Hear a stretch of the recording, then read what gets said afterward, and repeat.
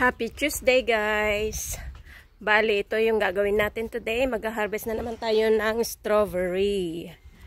Nalipad ang aking paso na pinagtanggalan ng aking rubber tree kasi nilipat ko siya sa mas magandang paso. And I did my laundry last night.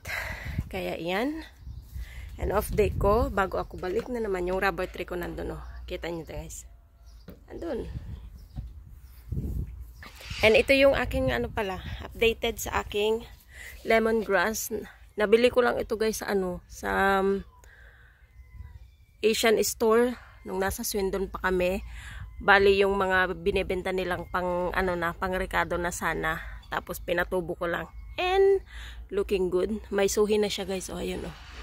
May maliit na siyang suhi doon.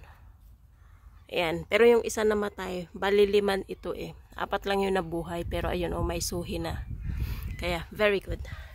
Dito ko siya nilagay sa labas kasi summer naman. Kaya okay lang siya. And look at this guys. Ang gaganda ngayon ng bunga ng ating pear trees. Ayan. Nilagyan ko siya ng pataba and fertilizer. Para naman gumanda-ganda this year. Pero lagi namang masipag mamunga itong ating pear tree. Pear tree ni mama. Ayan. Pero ngayon, sa amin na. Kasi, ayan oh.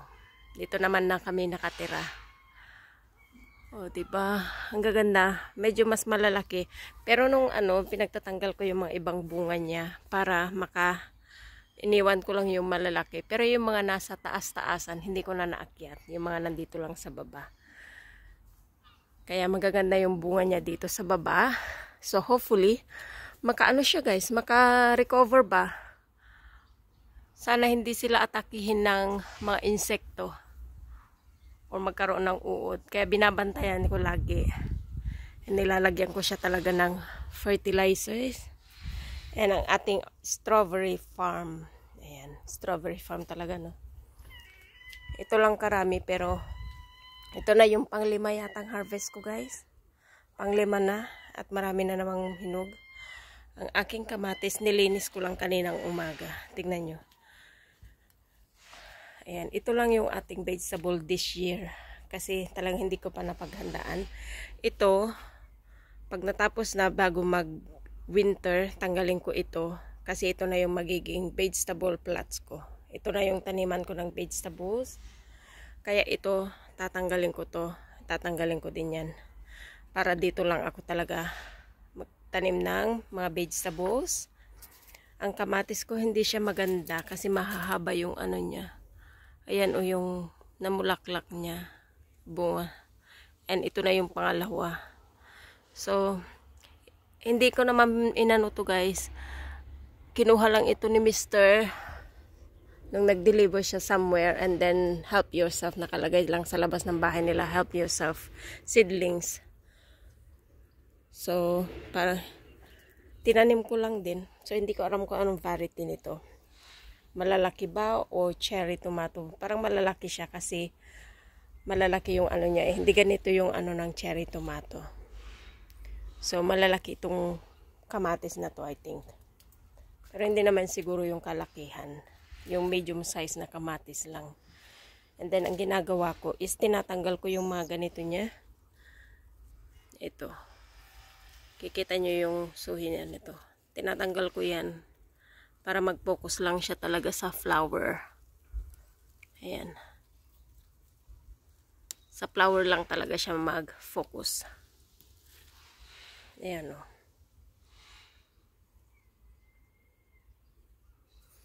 Para hindi naman, guys.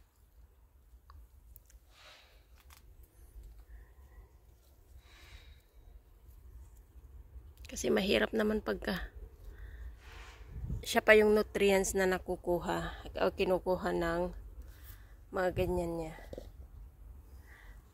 Mag-concentrate na lang siya sa flower. Ayan.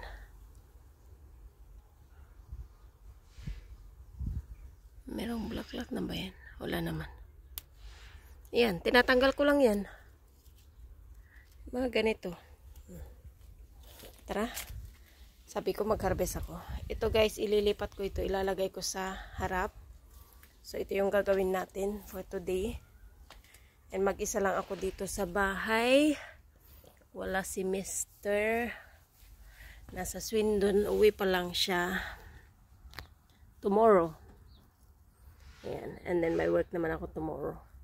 Ito guys, ito na yung pang-5 harvest ko. Hindi na magaganda yung bunga niya. But anyway, strawberry pa rin yan. Sayang naman kung hindi natin i-harvest. Ang ginagawa ko nito, ni-snacks ko or sometimes nilalagay ko sa aking breakfast. Kasi muesli lang naman yung aking breakfast guys.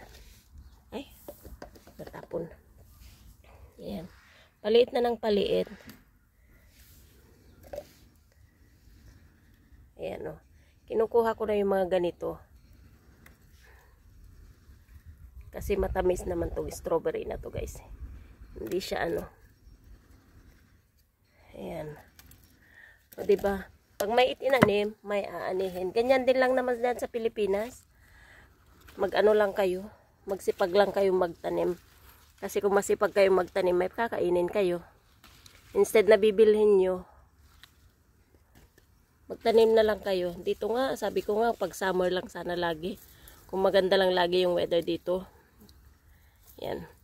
So, ang balak ko next year, bibili ako ng greenhouse para tuloy-tuloy yung aking ano. Yan. Tapos, may conservatory naman na kami. So, gagamitin ko yung aking conservatory para makapag-ano ako ng seedlings ko earlier next year. Para naman, mas marami tayong maitanim next year. So, hopefully, gumanda-ganda naman ang ating ano guys. Ayan. Nagdilig ako kahapon. And meron pa dito. And then, ang balak ko dito next year as well is papalitan ko itong mga strawberry na to. Bibili ako ng mas anong variety ba. Ibang variety na strawberry. Pero, maganda naman na itong strawberry na to guys. Matamis din.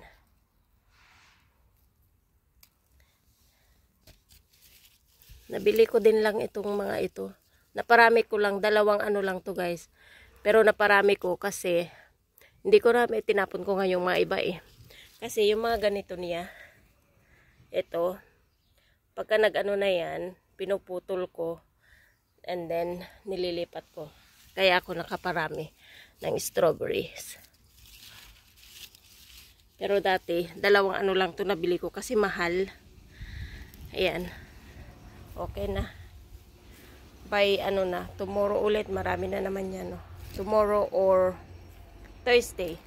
So, bali ito guys, o tignan nyo. Papakita ko sa inyo. Ito, nakikita nyo yan. Strawberry din yan. Ito, pagka nag-ugat na yan, pwede ko siyang putulin. Habang pahaba ng pahaba, parami ng parami yung ano niya. Tapos nag-ugat. Ayan. Ito dati, ganyan din yung ano niya. Ating ililipat ko to guys kasi tingnan yung ganda niya. Ilipat ko sa harap para mas maganda. Diba? Ganyan lang. Makala pa rin talaga tong garden namin guys. Hindi naman yung anuhan pa kasi wala na, summer na. At saka wala na rin kasi akong budget para ibili ng mga ano. Kasi ang balak ko dito, bibili ako ng mga ganitong ano dito. Ganyan oh, yung mga wood panel. Ilagay ko dito. Nakikita nyo yung mga wood na yan. Nandyan sa gilid. Yan, nakikita nyo yung mga yan. Pinagputulan yan sa may new fence namin. Tapos, dinecorate ko lang pa. Hanggang doon. Tapos yung mga, pag nakabili ako ng wood panel, ikot ko dito. Para mas maganda. May border yung grass. And then yung ating ano. Yan yung gagawin ko. Compost bin yun guys.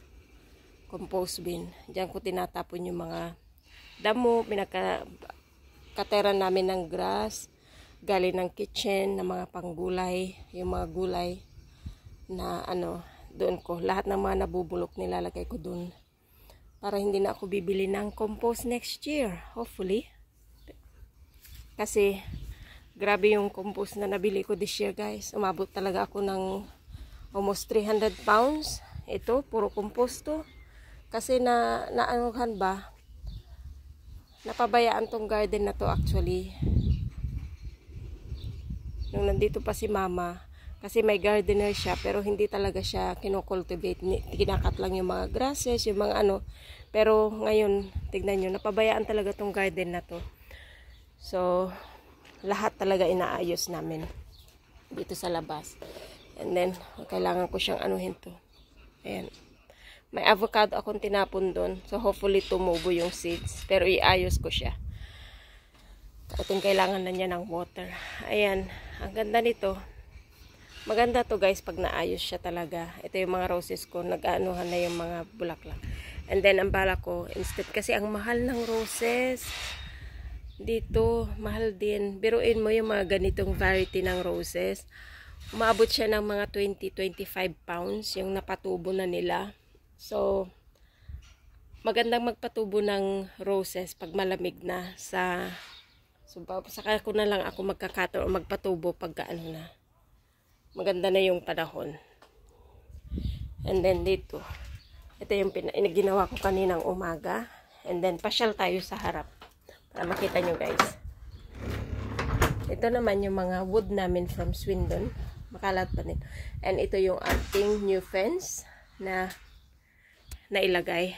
So, pinapalitan namin tong fence na to hanggang doon. Ayan. So, pipinturahan namin to.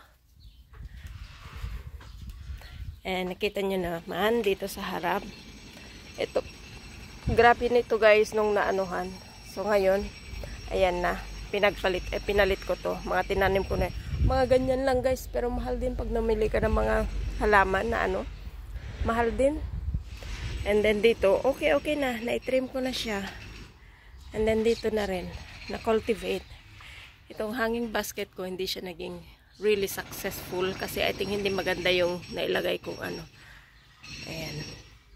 Tapos dito naman, yan yung aking proud na acer tree. Ayan o. Kita nyo.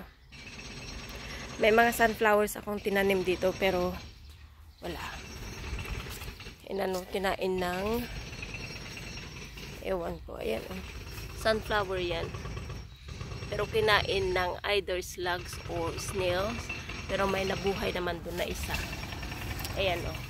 So hopefully yan yung lalaki. Para may seeds tayo next year. Ito nilipat ko dito from the back pero namatay din. Sayang lang. Kaya bibili ako ng halaman na pang ano dyan, pang replace. Para magiging ano na rin to. Privacy fence namin itong mga halaman na to. So ginagawa ko, ititrim ko lang doon sa taas para pantayin. And then meron na kaming privacy kasi itong window namin, ano siya, ayaw kong palagyan ng mga kurtina gaya nito sa kapitbahay namin or yung blinds kasi sabi ko mas maganda siyang ganyan. Okay naman. Pag nasa loob ka, hindi ka naman basta-basta ano. Sa may bedroom lang namin meron. Pero doon, hindi na. So, ito lang guys yung ating garden. Front garden. And then yung back kanina.